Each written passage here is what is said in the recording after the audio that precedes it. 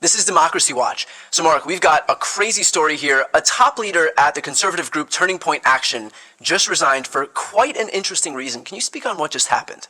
Okay, so this is wild. Like, Turning Point Action, for people who don't know, is one of these sort of, right-wing organizations that is constantly trumpeting voter fraud and election denialism. And this guy, Austin Smith, was one of the big voices there in this sort of, fraudulent fraud claims and election denial nonsense. Well, it turns out he dropped out of his race because it appears that his petitions that he submitted for him to be put back on the ballot may have been a little bit fraudulent, right? Like there's a striking similarity between his handwriting and the handwriting of a number of signatures that he was supposed to have gathered legally. Mark, we don't see many instances of fraud. They're actually quite rare. But when we do see them, does it surprise you just how often they, just so happen to be Republicans? Yeah, I mean, it is striking. I mean, I always start by saying, look, there's not much instance of voter fraud or election fraud in this country, so it's not a lot. But when we do see it, it does more often than not turn out to be not just Republicans, but oftentimes the exact Republicans who are trafficking in election denialism and false claims of fraud. It's almost like they maybe force themselves to believe that it's everywhere, so they might as well do it. I don't know. But, we saw a few years ago in Virginia, a Republican congressional candidate, have to drop out. Almost same fact pattern where the petitions being gathered, the handwriting seemed a little off. What does it say about the Republican Party more broadly these days that after resigning for allegedly forging signatures, Austin Smith then went on to say that the allegations against him were, quote, a coordinated attack by Democrats and those unhappy with my politics. So not only the alleged illegal behavior, but then it was followed by the usual wallowing in victimhood. Oh, it's crazy. If you read his full statement, he also goes on to say, and I'm dropping out to preserve my political future for when I run again. It's like, I'm sorry, what? You're like one step ahead of the State Bureau of Investigation, looking into whether or not you were engaged in some kind of fraud. Maybe now's not the time to be preserving your political options. But I was going to say, in his defense, doesn't that seem to be more and more a prerequisite to actually succeeding in today's Republican Party? I mean, I know that we're saying this facetiously, but look at the people who do succeed. Look at Kari Lake, who is now the U.S. Senate nominee for the Republican Party in Arizona. Look at Donald Trump, who's currently a criminal defendant sitting on trial today. On trial as we talk today in a courtroom in New York, trying to stay awake. I mean, the guy who sleeps through your criminal trial, whose family doesn't show up. But yet, you're right, this is the guy who is now the standard bearer of the Republican Party in more ways than one. So if you are a state legislator in Arizona who, is accused of petition fraud and you have to drop out, what do? Number one, you blame Democrats. I don't know how Democrats were involved here. I mean, presumably they didn't have anything to do with collecting these signatures.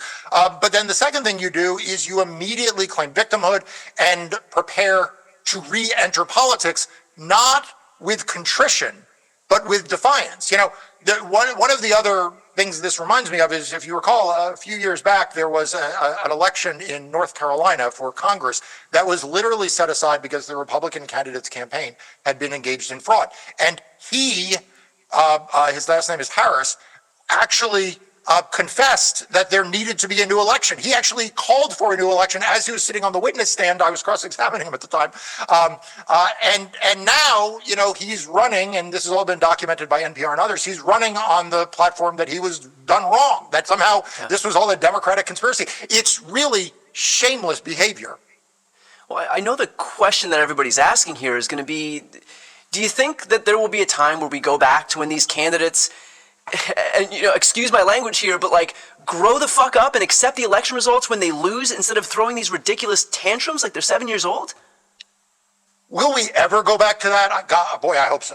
I hope we do. Are we headed there now? No.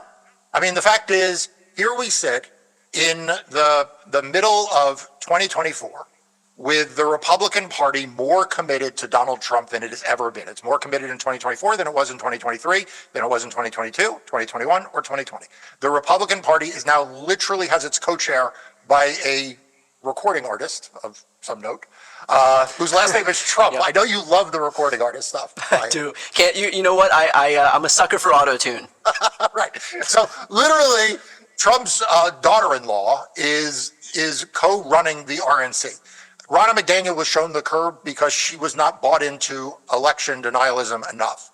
And so with that reality and the justification of the Republican Party now for why they have a standard bearer who not just is an election denier, but is actually on trial for criminal wrongdoing, of course, we're going to continue to see more of this. And we're not going to see a normalized Republican Party. We're not going to see Republicans take responsibilities for their losses. We're not going to see Republicans accept that they are running fatally flawed candidates in many of these races, and that's why they're losing. They're going to continue to blame everyone but themselves. They're going to continue to make up lies about elections. They're going to continue to demonize election officials. They're going to continue to believe in and propagate the big lie as the explanation for everything that happens to them. They are perpetual victims in their telling of the drama. But that's why people like you and me have to keep telling people at every turn how crazy it all is and how abnormal it is, so that it doesn't set in as just a like, oh yeah, well that's just the way it is.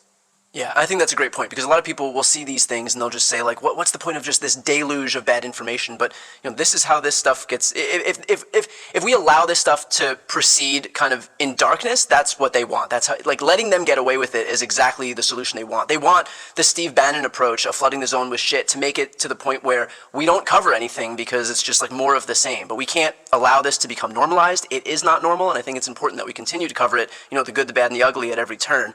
Mark, in the interest of preserving democracy moving forward, can you talk about the importance of Democrats winning in 2024 against a Republican Party whose entire platform is predicated on election denialism?